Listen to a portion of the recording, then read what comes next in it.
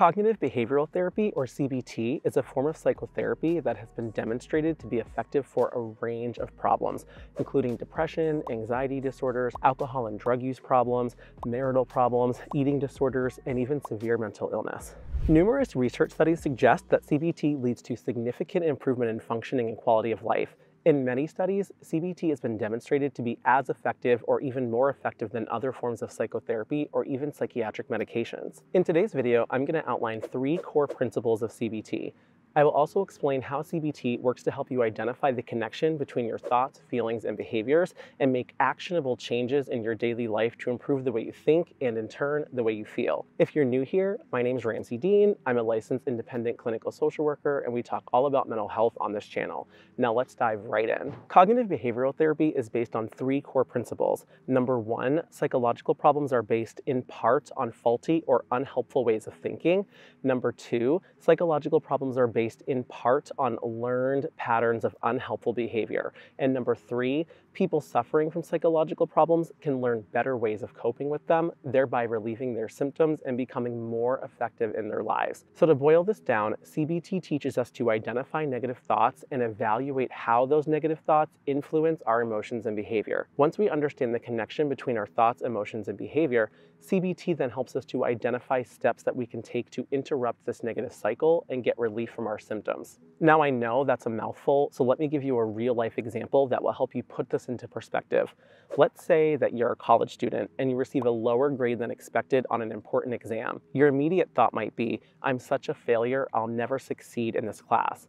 This thought triggers a cascade of negative emotions: frustration, disappointment, and demotivation.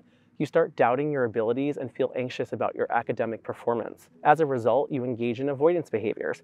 You avoid studying for future exams, seeking help from your professors or classmates, and start to socially isolate. Your belief in your incapability leads you to give up without further effort. You can see in this example just how strong of an impact our negative thoughts can have both on our emotions and our behavior. Now let's talk about how a CBT therapist might use this intervention to help you change this pattern of thinking and ultimately improve your mental health. But before we do that, if you're getting any value out of this video, go ahead and hit the subscribe button down below. It really helps my channel to grow, and it would mean a lot to me. In this example, the first thing a CBT therapist is going to do is help you identify your automatic negative thoughts. These are sometimes called cognitive distortions, and if you want to learn more about them, I did a whole video on that topic you can check out. I'll link it in the card up above. So in this situation, the negative thought was, "I'm such a failure, I'll never succeed in this class." This is a type of cognitive distortion that's called black or white thinking, or sometimes it's called all or nothing thinking. And the reason why this thought, "I'm such a failure, I'll never succeed in this class," is a cognitive distortion is because it's extreme and it's not balanced. Think about it. If you're a college student, then you've demonstrated some level of academic ability to get accepted into your college in the first place, right? You've probably done really well on exams in the past or in your other classes.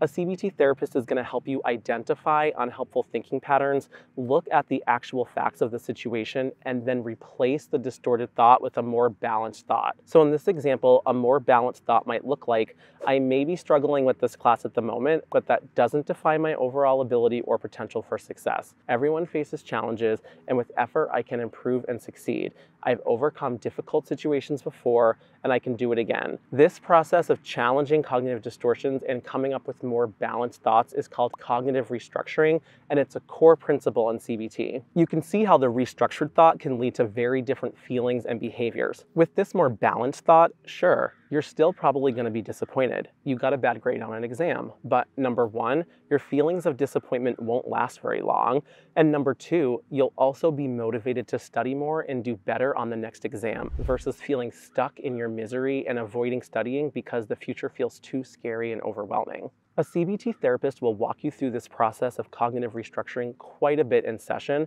but you're also going to be assigned homework and they're going to make you practice the skill on your own.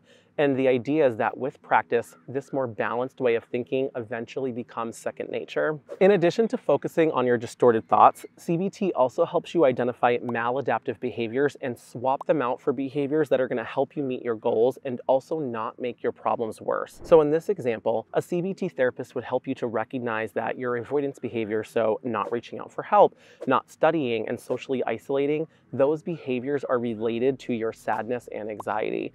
Now, this might seem obvious, but a lot of us do not make these connections on our own. We don't realize that the reason why we behave in a certain way, or why we take a certain action, or why we don't take a certain action, we don't always recognize that this is related to our emotions. In this case, it's related to feeling sad and anxious. You got this bad grade on an exam, you believe you're a failure, you feel anxious and sad, and now you're avoiding all of the things that can actually help you succeed on the next exam. CBT is gonna help you learn to not only identify those behaviors, but you're gonna learn to intentionally replace them with more helpful behaviors that are gonna help you get closer to your goals and that won't feed your negative emotions. In this case, a CBT therapist might help you make an action plan around studying. They might have you send an email to your professor asking for help.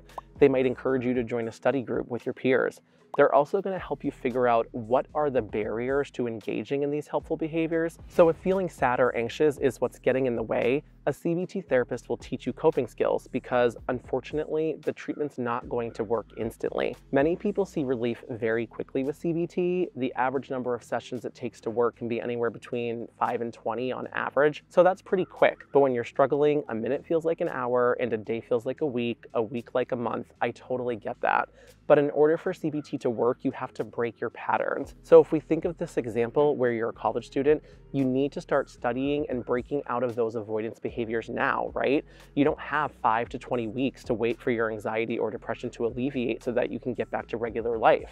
Because if you keep isolating and skipping class and not studying, your grades are going to get worse, your thoughts about being a failure are going to get worse, and your feelings of sadness and anxiety are going to in turn get worse too, and you're just going to keep spiraling out of control. So with CBT, we say, okay, what coping skills can I give you so that you can tolerate these unpleasant feelings for now while you're recovering and still engage in the helpful behaviors that will aid your recovery in the long run, even though it feels impossible right now. That's what CBT does. It interrupts that vicious cycle, and in time, the more you practice challenging and restructuring distorted thoughts, and the more you tackle unhelpful behaviors, you're going to see an improvement in your mood, and you're going to feel motivated as you start feeling better to keep engaging in the treatment. I really hope that this has been a helpful and informative overview of cognitive behavioral therapy. There's so much more I could say about this topic. We're really just scratching the surface. So if you have questions, please leave them down below in the comments. I'd be glad to make more videos on CBT in the future if it's something you're interested in. I'll catch you in the next one. Take care. Bye-bye.